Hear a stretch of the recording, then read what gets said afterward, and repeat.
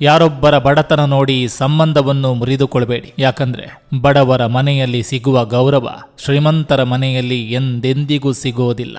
ಅನ್ಯರಿಗೆ ನೀವು ಏನನ್ನ ಮಾಡ್ತೀರೋ ಎಲ್ಲವೂ ಪುನಃ ನಿಮಗೆ ಹಿಂತಿರುಗ್ತದೆ. ಅದಕ್ಕೆ ಕರ್ಮ ಅನ್ನೋದು. ನಮ್ಮ ಜೀವನದಲ್ಲಿ ಎಷ್ಟೇ ಬದಲಾವಣೆ ಆದರೂ ನಾವು ಇಷ್ಟಪಡುವವರ ಮೇಲಿನ ಪ್ರೀತಿ ಎಂದಿಗೂ ಬದಲಾವಣೆ ಆಗೋದಿಲ್ಲ. ಒಂದು ಮಾತು ತಿಳ್ಕೊಳ್ಳಿ, ನಮ್ಮ ಬದುಕಿನಲ್ಲಿ ನಾವು ಯಾರಿಗೆ ಹೆಚ್ಚು ಬೆಲೆ ಕೊಡ್ತೀವೋ ಅಂಥವರ ಬದುಕಿನಲ್ಲಿ ನಮಗೆ ಸ್ವಲ್ಪವೂ ಬೆಲೆ ಇರಲ್ಲ. ಋಣ ಇದ್ದರೆ ನಾವು ಬಯಸಿದ್ದು ಬೆಟ್ಟದ ತುದಿಯಲ್ಲಿದ್ದರೂ ಸಿಗುತ್ತೆ, ಇಲ್ಲದಿದ್ದರೆ ಕೈಯಲ್ಲಿದ್ದರೂ ಜಾರಿ ಹೋಗುತ್ತೆ. ಇಷ್ಟೇ ಜೀವನ.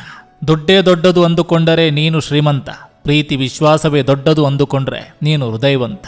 ಸಂಸ್ಕಾರ ಗೊತ್ತಿಲ್ಲದವರಿಗೆ ಸಂಬಳ ಎಷ್ಟಿದ್ದರೇನು, ಇರೋ ತನಕ ಎಲ್ಲರ ಜೊತೆ ನಗುತ್ತಾ ಇದ್ದು ಬಿಡಿ. ಆ ಭಗವಂತನ ಕರೆ ಯಾವಾಗ ಬರುತ್ತೋ ಯಾರಿಗೊತ್ತು. ಕಡೆಗೆ ನೆನಪೊಂದೇ ಶಾಶ್ವತ. ನಿಯತ್ತು ಈ ಪ್ರಪಂಚದ ಅತ್ಯಂತ ದುಬಾರಿ ವಸ್ತುಗಳಲ್ಲೊಂದು. ಅದರ ಅರ್ಥ ಗೊತ್ತಿಲ್ಲದವರ ಮತ್ತು ಅದಕ್ಕೆ ಅರ್ಹರಲ್ಲದವರಿಗೆ ಅದನ್ನು ತೋರಿಸಬೇಡಿ. ಜೀವಕ್ಕೆ ಆಗುವ ಅಪಘಾತಕ್ಕಿಂತ ಮನಸ್ಸಿಗಾಗುವ ಆಘಾತವೇ ಒಮ್ಮೊಮ್ಮೆ ಬಲುಘೋರವಾದದ್ದು. ಕಾರಣವಿಷ್ಟೇ, ಇಲ್ಲಿ ದೂರು ಕೊಡಲು ಪೊಲೀಸರಿಲ್ಲ, ಚಿಕಿತ್ಸೆ ನೀಡಲು ವೈದ್ಯರಿಲ್ಲ. ವಿಶ್ರಾಂತಿ ಮಾಡಬೇಕೆಂದು ಕುಳಿತ ಪಕ್ಷಿಯನ್ನು ಕಂಡು ಪ್ರೀತಿ ಎಂದು ಭಾವಿಸಿ ಮೋಸ ಹೋಯಿತು ಮರ.